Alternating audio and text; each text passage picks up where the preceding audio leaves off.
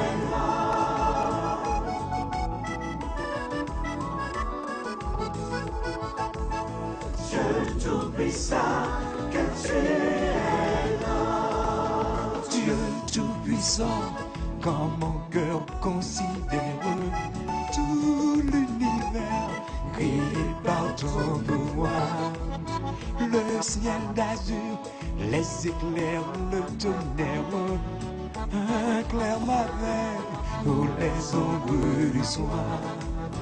De tout mon être, alors se lève le chant, Dieu tout-puissant, que tu es grand. De tout mon être, alors se lève le chant, Dieu tout-puissant, que tu es grand.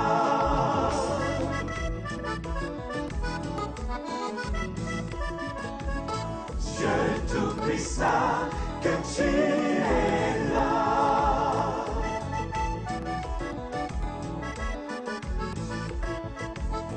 Dieu tout-puissant, que tu es là. Les grands songes, oh sublime mystère, que Dieu si grand a pu penser à moi, que son cher fils est devenu mon frère, et que je suis l'héritier du grand roi. Alors mon cœur redit la nuit le jour que tu es bon, oh Dieu d'amour.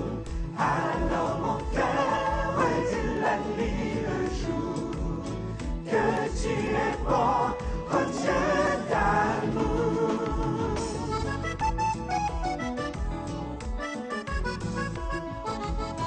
Que tu es bon, oh Dieu d'amour.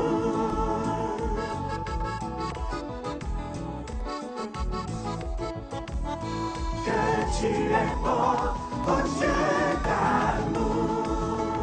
Quand mon sauveur, éclatant de lumière, se lèvera de son trône éternel, et que le sang, les douleurs de la terre, je pourrai voir les splendeurs plus anciennes.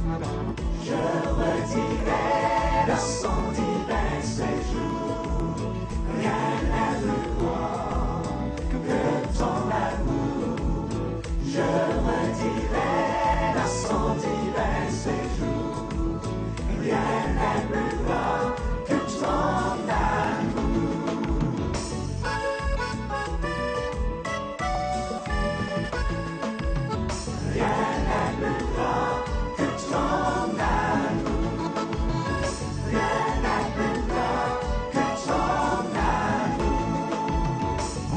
C'est vous, Dieu tout-puissant, peuple la vie là pour le calouer. C'est pour vous, Dieu tout-puissant. Tout-Puissant, toute la villa, où c'est vous. Passez au grand, oui, tu es. C'est ça vous. Dieu Tout-Puissant, toute la villa, pour ça danser. Passez au grand, oui, tu es grand. C'est à celle pour Dieu Tout-Puissant, pour la villa, pour le cas danser. Passez au grand, oui, tu es grand. Enyo miado akpene iran ke va egbebe wona la yi akpa me tompela na nyegbe mi pomposo kudo leke ona portable à l'écoute ni pomposo kudo ti ni so ba yi pati amila pomposo kudo ti egbe na mi evegwa obe smartphone Galaxy 7 ele do problem nya we akudo aji amila po chale egbebe enu ami eye evegwa oyona battery booster ozana ne hu àmọ́ bí ọ̀nà sọ̀kùnrin tí lẹ́kọ̀ọ́ lázẹ́ ní òun ní bàtẹ́rì déchargé náà mìíràn sọ̀pọ̀npọ̀ sọ̀kùnrin tí ní gàmẹ̀lẹ̀ mìíràn sí mìíràn gbàtẹ́ fíìmù mi lẹ́kẹ̀ẹ́ ó látẹ́ pẹ̀lú bàtẹ́rì tí bìíràn ọ̀dọ́ wa pọ́à ní ẹ̀yẹ jí pàtàpàtà lẹ́kẹ́ lè pọ̀tà bí apá jí kẹ́mi pọ̀npọ̀ sọ̀kùnrin yìí sọ à ẹ̀yà lánà français gbé mi náà mi ẹ̀yà application yẹn lẹ́kẹ̀ẹ́ mi àwọn ẹ̀dẹ́ ó má gbà mi sọ bàtẹ́rì tó àsọ fíìmù yìí sọ ẹgbẹ́ mi sọ système kẹ́mi àti sọ̀rọ̀ ní àmọ́ngbà fíìmù àbẹ́npọ̀ ànọ́sẹ̀lẹ̀ tẹ̀lifóònù jù wa. De Francis Gbemi. Et tous et bienvenue dans cette nouvelle vidéo dans laquelle on va voir aujourd'hui comment vous pouvez savoir si on vous espionne ou si on espionne votre téléphone sous Android. Pour cela, on va aller premièrement sur Play Store afin de télécharger et installer une application dite anti-spy mobile free qui va nous permettre de scanner notre appareil pour détecter les logiciels et les applications espions. Alors, on va aller dans la barre de recherche et on va taper anti-spy mobile free. Puis, donc, vous allez prendre donc la première anti-mouchard portable CRAT. Pour ma part, je l'ai déjà installé. Pour votre part, vous allez cliquer ici, c'est gratuit. Et l'application va être installée, téléchargée et installée sur votre appareil. Après, vous allez vous retrouver avec l'icône de la dite application sur l'écran d'accueil de votre téléphone. Pour ouvrir l'application, double-clic dessus et voilà. Maintenant, tout ce qu'on va faire, on va cliquer sur, donc moi j'ai déjà fait le premier scan. Normalement, l'interface générale de l'application pour la première utilisation se défaire un peu. Mais je vais donc lancer un nouveau scan pour vous montrer comment vous pouvez donc utiliser l'application. Donc on clique sur scan, nouveau scan. On attend donc l'avancement des scans et avertissement. Donc qu'est-ce qu'il y a dans avertissement? Avertissement trouvé. Il n'y a pas de logiciel d'espionnage trouvé sur votre appareil.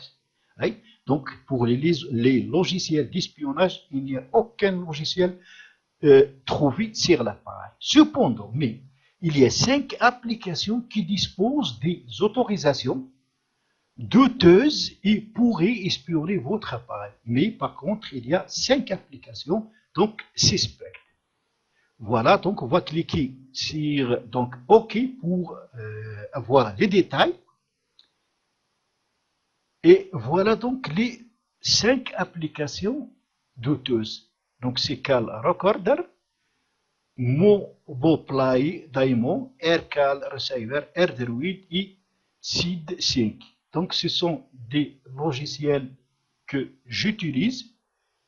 Donc SID5 c'est le logiciel qui permet donc d'afficher l'écran du téléphone sur le PC. Le AirDroid, c'est une application qui permet donc d'afficher aussi votre ou de connecter votre téléphone avec votre PC. Et la Moboplay, même chose. ça c'est pour enregistrer donc les appels. Alors, si vous doutez d'une application, il faut donc aller.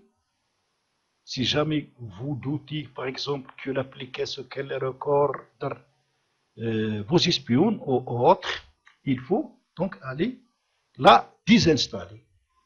Comment? Alors, pour les mouchards, ça veut dire les logiciels espions, donc il y en a 0. On a dit que pour les applications suspectes, il y en a 5.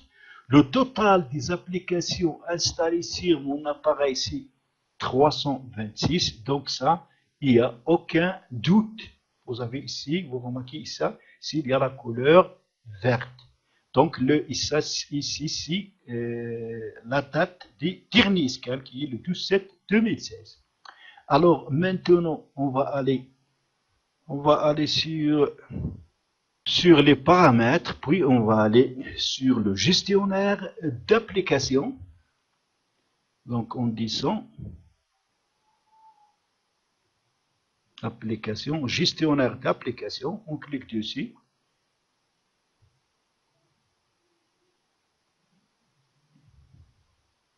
Et on obtient donc la liste de toutes les applications installées sur notre appareil. Donc, on va prendre par exemple le cas de Call Recorder, qui nous a dit que c'est une application donc suspecte. Donc, si vous doutez de celle-ci, vous pouvez donc les désinstaller en cliquant dessus, puis cliquez sur désinstaller, puis confirmer avec OK, et l'application, bien sûr, sera désinstallée. Alors, vous pouvez vérifier s'il y a une application, un logiciel qui vous espionne, donc sans utiliser cette application, en entrant dans le gestionnaire d'applications, et vous allez donc vérifier les applications installées sur votre appareil. Si ces applications, c'est vous qui les avez installées, donc il n'y a pas de problème. Si vous trouvez une application que vous n'avez pas vous-même installée, donc vous devez la désinstaller. Alors, si on clique ici, on trouve par exemple ici les applications des systèmes. Si on affiche, donc on ne touche pas à cela. Les applications du système, donc ce sont les applications qui constituent l'OS de votre appareil à ne pas toucher. Donc ainsi, j'espère que cette vidéo vous sera très utile. Enyo, nous ko fiomi le nouveau gbe me le funwa nyaguna mi leke sibele ke na me de ngba vano si ape nu po akpa me ve mi wa akpa de kana mi so kuro batterie bi akpa ji akpa ve gwanyi logiciel le ko la wo do va nyi ngbo mi anto mi ave wo mi akpo technicien de bia wo na mi oyo na be anti mouchard nya me ko sanamea mouchard nya me ko sanamea donc le yo gbon donc no va matema Play Store dia olado enuame olado ebe enuame e olakpo anti mouchard no po anti mouchard quoi on tole ko la zendoa akpo technicien ni bia we no voi nyame ko le pom le fie egbe a ne mi jibe nya ba fa mi fie ne mi jibe wa we na mi ma so so ro mi ne mi yo npa lo mi yo message ro npa ma te envoyer na mi ne mi anto suivre nuere mi se gome ne be ma te on ji na mi egbe mi la va no bio nya sugbo kaka ga mi la ba chite ro mi anti pa mi la te yomle enuwa pa alo mi message na le nuwa pa le numéro nya ji pa ni mana mi fi mi la va no yom sa nya no toji e mi gbedo fun pa ma yo numéro anami fifia nya wo be mi abe Samsung Galaxy mu me de ka téléphone do chonle ye enwa do ami afoku pa Samsung to obe mi achi mi abe Galaxy 7 kudo edole o le bi nyawe a ele bi nyanyawo nyagun be effectivement ele bi nuka gbo be le so téléphone abe batterie bon si gbe kele gban ni ni a e chan to do le wa mi agun be anpo wole ke o wa me ko le we obe e chan ele wo wa mi ame ko do téléphone batterie a egbe le ke po ami ato surtout batterie a obe le wo sugbon le ke be le bido ne o so do charge alo WhatsApp le dit, alors le télécharger nous le dit o wɔ batterie bena ne wɔ autonomie sugbɔ bia kpeɖo dzi bia te wɔ ne batterie gbɔn te charge o voa fabricant wa woba dagba hein o sait que miagbɔ be glutamate ava wu batterie batterie gba va bia kpa kpɔa edzo va trɔ zu enu ke le wua ngbasɔ ɖo hume le hum be ŋkɔ le ne ŋdɔkusu le dui o ngbasɔ ɖo hume le zozo me o eva bina hum ɖo mina sɔ etsã sɔ fiɔ mi ngbasɔ ɖo tagbe le ahome be le mlɔ anyi o osɔ esɔ fiɔ mi vɔ leke be bina ɖo miakpɔ be bibia ɖeka ke wola wɔ na mi le français gbe mea ne mi dzɔ miagbatɔ va xɔ ame le fie miagbasɔ kpɔtɔ fiɔ mi ɖo to ne miase. Figurez-vous que le cauchemar continue pour Samsung. J'avais publié il y a quelques jours une vidéo où je vous expliquais ce qui se passait avec le Note 7 qui explose et je vous avais présenté différents cas qui ressemblaient un petit peu à ça. Je vous invite d'ailleurs à aller voir cette vidéo si vous ne l'avez pas encore regardée, je la mettrai dans la description. Alors figurez-vous que ce matin, Samsung a envoyé un communiqué de presse dans lequel ils expliquent qu'ils ont demandé aux opérateurs et aux revendeurs d'arrêter de commercialiser le Note 7 en attendant qu'ils investiguent par rapport au problème qu'il y a eu. Par ailleurs, ils ont également stoppé, du moins temporairement, et a priori pas que temporairement, la production du Note 7. En plus de ça, ils recommandent aux propriétaires de Note 7 de d'un, les éteindre et de deux, de s'en débarrasser, d'aller les ramener chez Samsung, qui a priori, je pense, a mis en place un système de remboursement ou parce que là, l'échange, on n'en parle plus vraiment, mais vous allez comprendre pourquoi. Et ça concerne à la fois l'original et le produit de remplacement. Vous savez, le Note 7 Safe. Assez logiquement, le cours en bourse de Samsung a complètement chuté ces dernières heures, et vous pouvez regarder d'ailleurs, c'est pas que ces dernières heures, c'est ces dernières semaines. Alors qu'est-ce qui s'est passé pour qu'on en arrive à là? Bien sûr, il y a eu les incidents avec le Note 7 original, il a été remplacé. Et figurez-vous qu'il y a eu encore des accidents avec les produits de remplacement, les produits qui étaient censés être sécurisés. Apparemment, le week-end dernier, il y a un Américain qui s'est fait hospitaliser puisqu'il a respiré en fait les fumées émises par le smartphone qui était en train de brûler en pleine nuit. Et puis encore visiblement, Samsung aurait tenté d'étouffer l'affaire, c'est-à-dire que ils n'ont pas été très doués, mais ils ont envoyé un message par erreur à la victime dans lequel ils expliquent qu'il faut étouffer l'affaire. Ça me paraît un tout petit peu trouble cette histoire, mais si c'est vraiment le cas, c'est abusé. Il y a eu aussi un incident dans un Burger King en Corée, je vous mettrai un peu la vidéo dans un coin quelque part, où vous voyez en fait le terminal qui est en train de fumer, et un des employés du Burger King qui essaie de le prendre avec des gants pour éviter un accident. Il y a eu d'autres cas en Corée, il y en a eu aussi à Taïwan, il y en a eu ailleurs, notamment aux États-Unis. Mais je ne vais pas tout vous citer, on en a déjà vu quelques-uns dans la dernière vidéo qui parle du Note 7. Là, on va se concentrer sur un autre sujet. Donc concrètement, voici les faits. Samsung a été incapable de régler le fiasco du Note 7. Il y a eu le produit original qui prenait feu, qui explosait, qui a blessé des gens. Ils ont proposé, c'est bien, un système de remplacement assez rapidement. Malheureusement, les produits de remplacement avaient également des problèmes. Concrètement, actuellement, la confiance envers la marque Samsung est à son plus bas depuis un bail. Je dirais qu'on est proche de zéro. Alors c'est dramatique pour la marque, c'est dramatique également pour la gamme Note, qui va être pendant très longtemps associé au smartphone qui a pris feu, au smartphone qui explose. Un petit exemple parmi plein d'autres, parce qu'il y a plein de trucs que vous avez dû voir sur internet, mais il y a des mecs qui ont fait un mode par exemple pour GTA 5, dans lequel la grenade elle est remplacée par un Note 7, tellement c'est imprimé dans les esprits que Note 7 égale explosion égale danger en fait. Ma recommandation par rapport au Note 7, pour vous, elle est très simple, elle est évidente, c'est n'achetez pas de Note 7. N'achetez pas de Note 7, zappez le Note 7, faites comme s'il n'avait pas existé. Si vous avez un Note 7, renvoyez-le, de toute façon Samsung va vous le reprendre, il n'y a aucun problème par rapport à ça. Et malheureusement, c'est comme ça que ça doit se passer. Mais au-delà de ce fiasco du Note 7, il y a la suite, le futur de Samsung. Qu'est-ce qui va se passer? Pas oublier que l'année prochaine, en début d'année, il y a le Galaxy S8 qui va débarquer. Parce que concrètement, cette histoire avec le Note 7, elle a impacté bien sûr la gamme Note, le Note 7 bien entendu, mais la gamme Galaxy d'un point de vue un peu plus global, et encore plus gros, la marque bien sûr Samsung. À ce stade, il faut que Samsung fasse un audit complet de la situation, arrive à comprendre pourquoi c'est arrivé, qu'est-ce qui s'est passé au niveau des batteries avec ce produit en particulier. Il faut qu'ils arrivent à régler le problème et à nous prouver, nous en tant que médias, mais également en tant que grand public, les consommateurs, que le problème est bien réglé. Et quand bien même, qu'est-ce qui pourrait empêcher les utilisateurs d'associer mentalement Samsung Galaxy avec prend feu et explosion?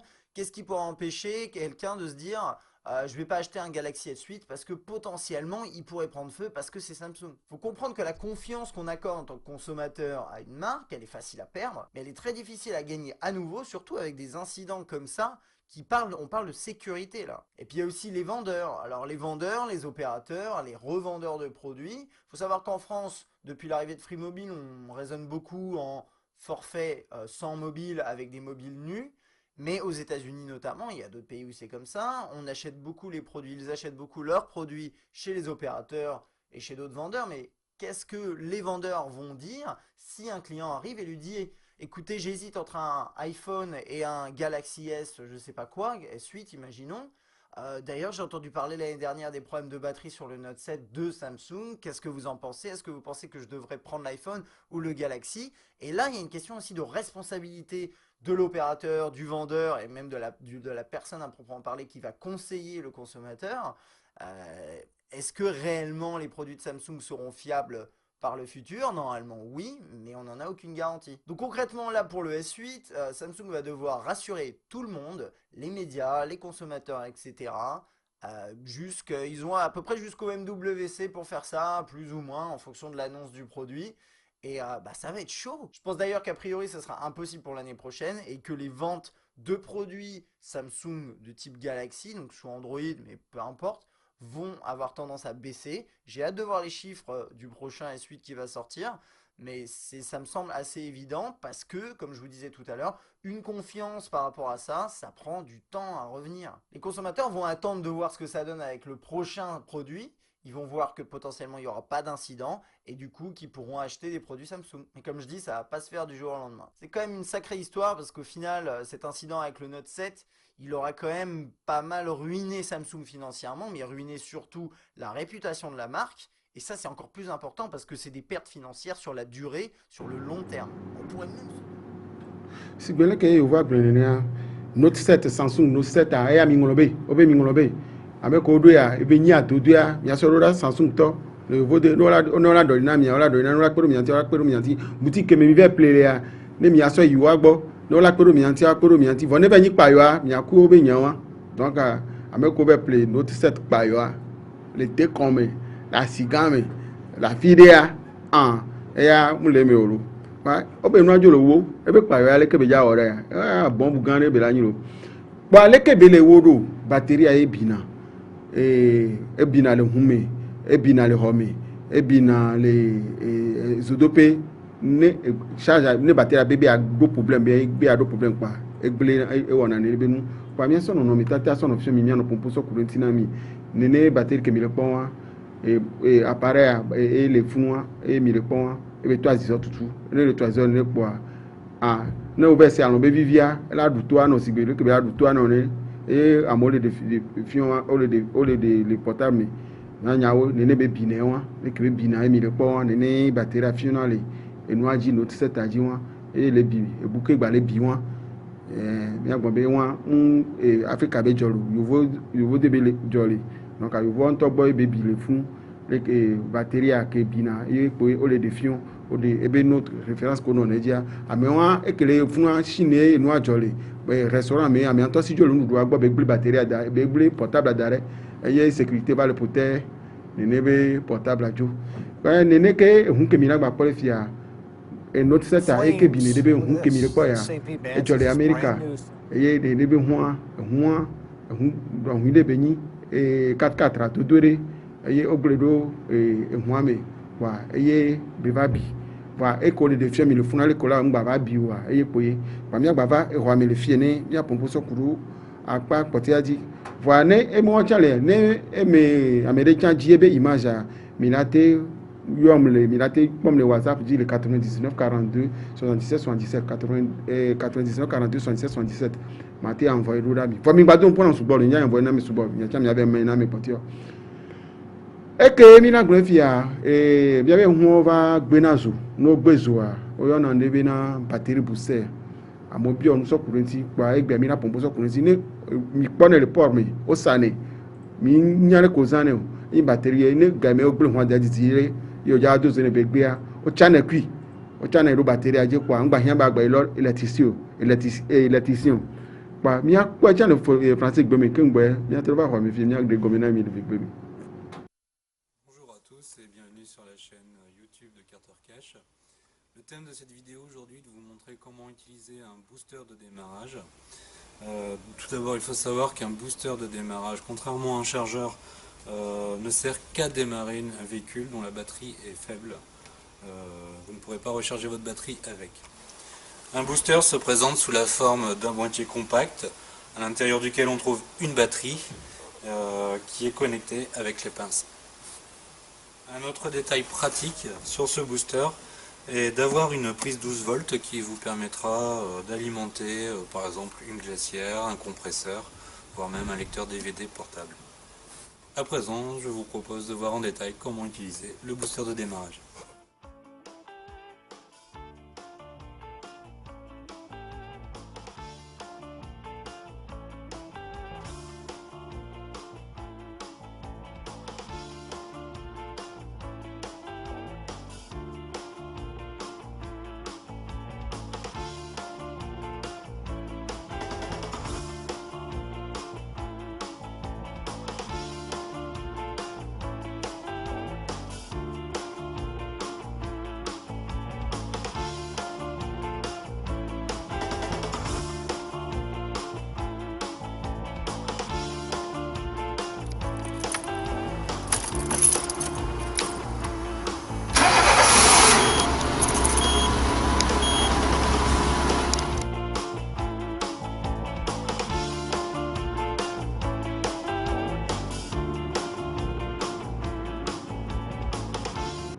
Et moi, les coyona, que me pona quoi, que me pona une batterie booster. Au sort que na batterie anti une batterie à décharger. Ni ate sordo batterie a dit ni mi a démarrer, on est démarrer voir, mi a batterie charger. Bah, nene ozane on mi la quoi le port, mi la quoi le moto, pata quoi mo on a tebe batterie, no ozan voir, o batterie charger na sia. No brancher ou démarrer no quoi, ko ja jo, ko ja tro jo quoi. A batterie brancher lo, que ngwa jo, non brancher wa. Elle avait déchargé d'arrêt, ma va au bédona ou et batterie clé mais va gléna. Bon, mi a pas le mi avec bien vérifié. Si vous voulez que mi le prenez et la fio au sana mingesio, c'est mi le prenez booster avec que pour aller hame a chanle ne vo que vitole, un vitole, go vitole, go gantole et ba un que dio le dila wa ampérage la pone et il y a noir 17 ampères 20 ampères, 30 ampères, 50 ampères, 100 ampères, que il y a un 12 volts l'année, 24 volts l'année. Donc, et à toi, on l'a vérifié, elle est chargée, hein, qu'on va on a bébé, il y a des maros. On l'a les freins à main, qu'on dose on a bébé, puis tu l'avais sort booster, on l'a le colaro. Et Kadien, Kudo Kaïbouen, et Kadien, on l'a branché au carrosserie à dit, et Kaïbate, moi, branché au carrosserie à dit, alors, d'eau, et moins dit.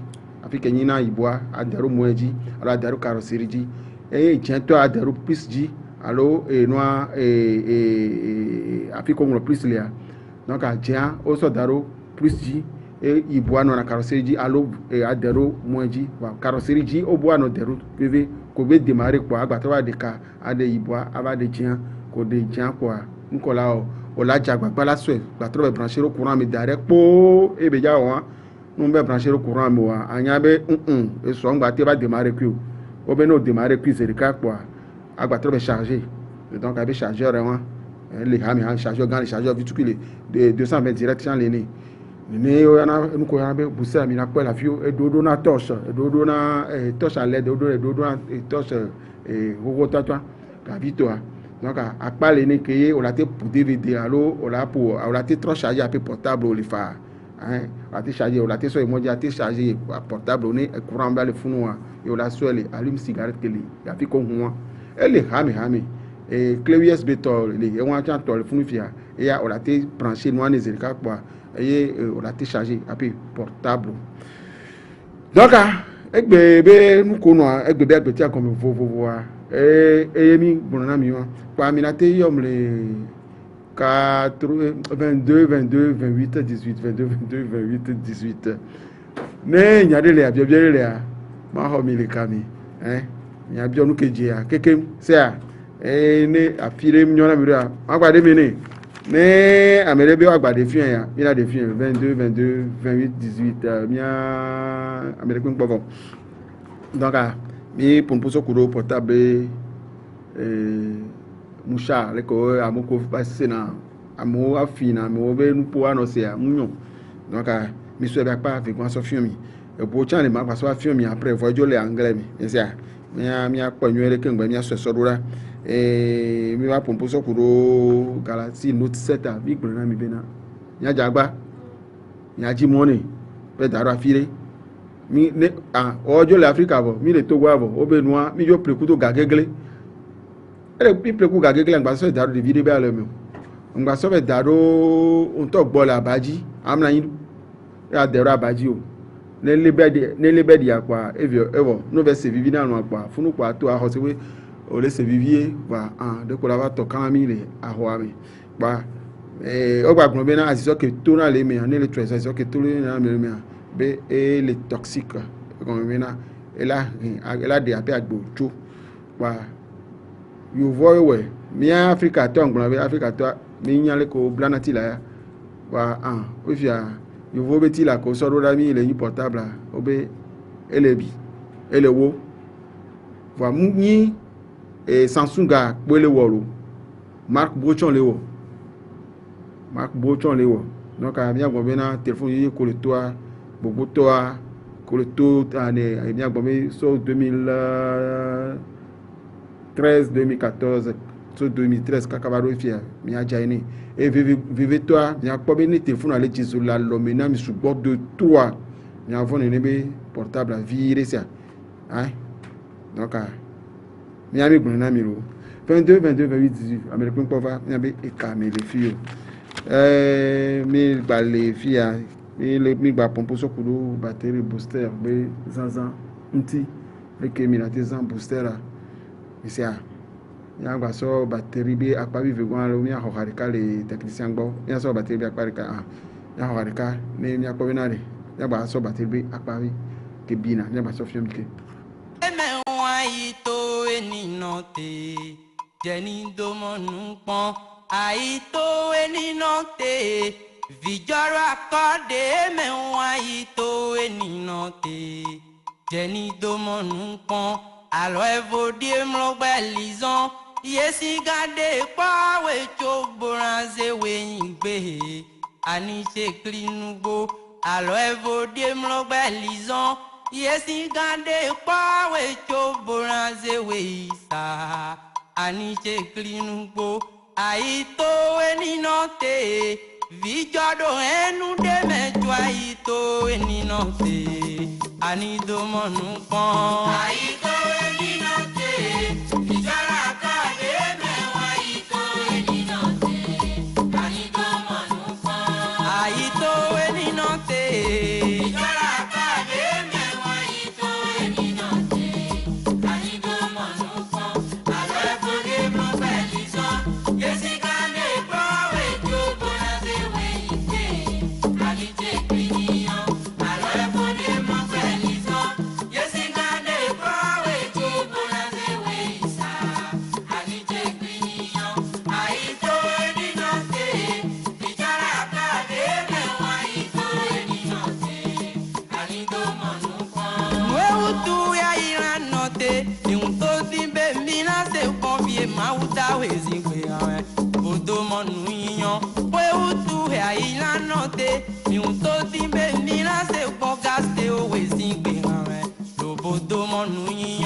ayi ŋo pẹ mẹjọ nugbo gbẹtọvi eto ayi ŋo pẹ ememi sọrẹ jọ aye yemajoro nugbo gba wẹkẹ pẹ mẹjọ nugbo gbẹtọvi eto ayi ŋo pẹ ememi sọrẹ jọ aye yewurẹ majoro nugbo gba kẹkẹ deke la ma wu na we baravo mẹde la kan biọwe dọtò ejanwẹ eyiya oyawu dọwẹ mi we asideke tó kọmẹran we. Baravo mende rakan biawe dọ̀tun ejanwẹ eyinya oyawu dọ ma u se san akọran yi kun to tonu kan boran kẹsàn bó ṣe tẹnu dua ní gbẹnjí bò ayi lọ ayi ma wẹ aran sọ tó kan agbẹrẹ na sọ sùn tó we yẹ wa jẹ dúdú we sí wẹnu wẹ aran mọ iye dídó kan mẹ ayi ma wẹ aran sọ tó kan ayi tó we nínà tè kò ṣe mẹrù tè ó dọ̀ràn we do ayi tó we nínà tè. Jẹni domọnu kan. Àyíkó nínú kéèlú, àbára kàdé mẹ́wàá ìkó nínú kéèlú, àníkó èmi sí. Àyíkó nínú kéèlú.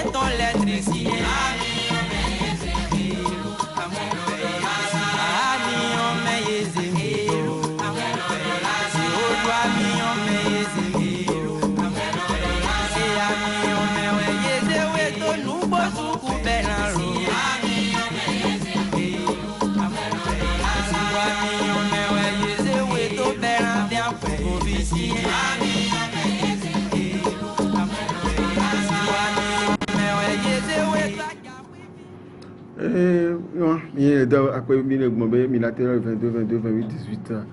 Et bien, il pompe sur le téléphone avec une batterie. Amédée caméra. Allô? Oui? Allô, bébé Vino? Numéro de Kobe. Numéro de Kobe, Anami, Nenyan, Voyenderura, Miamoro, Minsio. 99 42 77 77. Numéro Kobe, Anami, Nenyan, Voyenderura, Miamoro, Minsio. Mbe 99. Océan.